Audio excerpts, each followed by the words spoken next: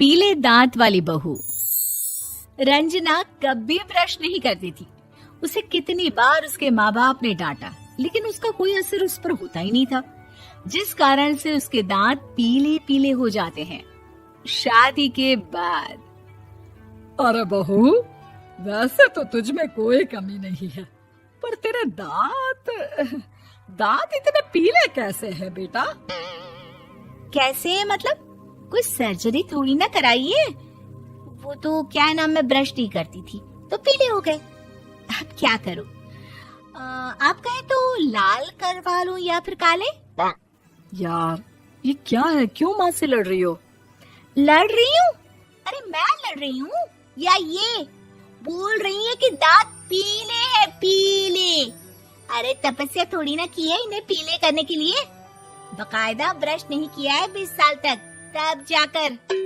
छी, कैसी बात कर रही हो? ये उस वक्त तो पीले नहीं थे जब हम लोग तुम्हें देखने आए थे। अरे तब साफ करवा लिया होगा डेंटिस्ट के पास जाकर।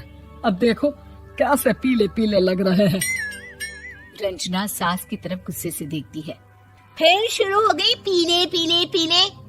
अरे पीले तो तब भी थे जब मेरे हाथ का रसगुल्ला उड़ा उड़ा कर खा रही थी और बोल रही थी, लड़की नहीं गुणों का खजाना दे रहे भाई साहब आप। खैर, अब वो लोग करते भी तो क्या करते, पीले दांत वाली बहू पल्ले पड़ी थी तो झेलना तो था ही। एक दिन कीर्तन में रंजना गाना गा रही थी। अरे कमला बहन, माँ का द्वार है, यहाँ तो सब शुद्ध होकर आते हैं, फिर अपनी बहू को ब्रश भी नहीं करवाती तुम। दूर से पीले पीले दांत भक्ति में बाधा उत्पन्न कर रहे हैं। अरे कोई 2 साल के बच्ची थोड़ी ना लेकर आई हूँ मैं बहू बनाकर। अच्छी खासी लड़की है, अरे कैसे करवाऊं ब्रश? ये तो उसे खुद करना चाहिए ना। अब माँ बाप तो इसके जैसे तैसे निपटा दिए, ये नहीं सोचा कि सास कैसे संभालेगी। सास बहू को लेकर घर आ जाती है, लेकिन सोच लेती है कि अब इसे लेकर कहीं नहीं जाएगी।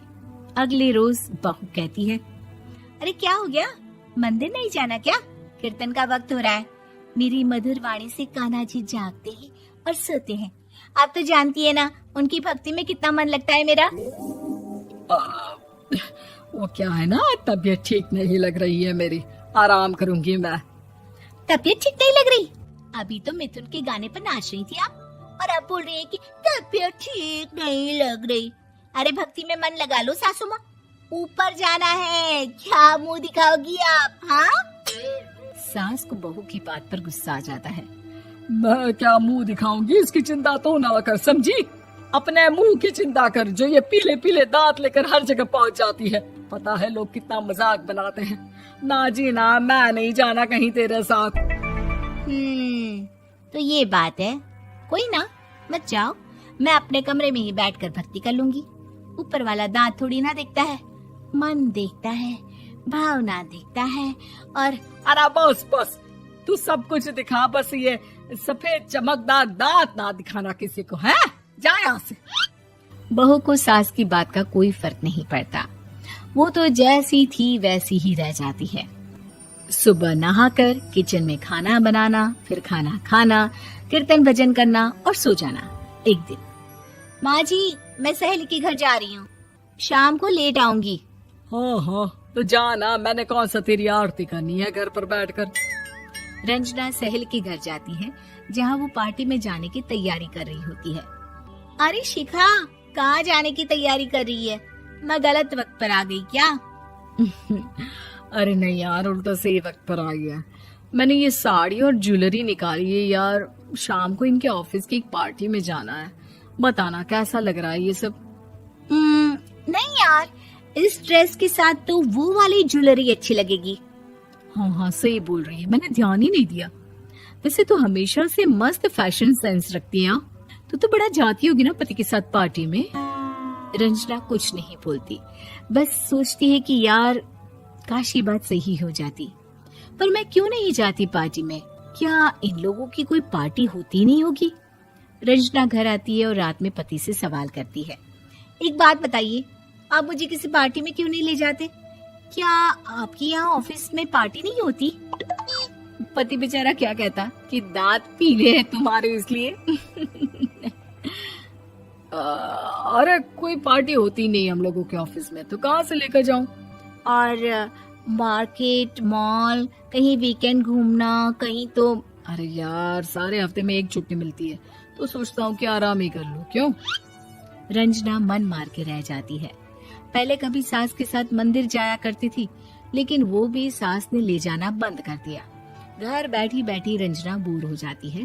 तभी उसे आइडिया आता है और वो मायके जाने का सोचती है। सासू माँ, 2 दिनों के लिए मम्मी के घर जा रही हूँ। अच्छा ठीक है, आराम से जा। और हाँ, माँ से कुछ अच्छी आदत सीख कर आना कि कैसे शरीर के हर भाग की तरह दांतों की सफाई भी जरूरी होती है, समझी? शुरू हो गई ना आप। वो लोग आपकी तरह नहीं है कि छोटी छोटी बात का बतंगड़ बना दे।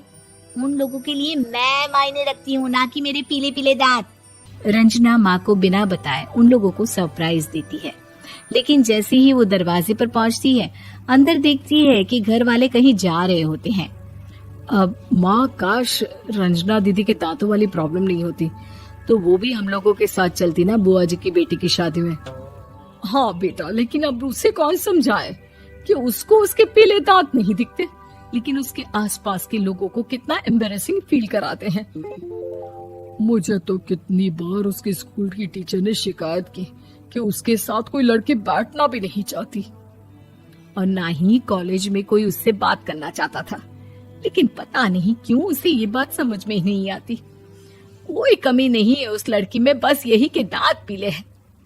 वो तो भला हो जीजा जी और उनकी माँ का, जो दीदी को जैसी है वैसे ही रखा हुआ है। रंजना को अपने घर वालों की बात सुनकर बहुत दुख होता है।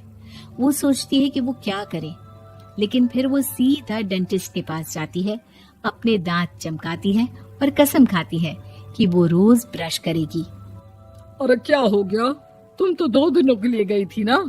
पर कोई ना, अच्छा है, चलो आ गई तो। रंजना सास के सामने आकर खड़ी हो जाती है और पूरी स्माइल करती है, उसके चमकदार दांतों को दिखाती हुई। हैं? चले मंदिर। माँ, मुझे माफ कर दीजिए, मैंने आप लोगों को बहुत एम्बैरेसिंग फील करवाया। मैं आज से रोज ब्रश करूंगी।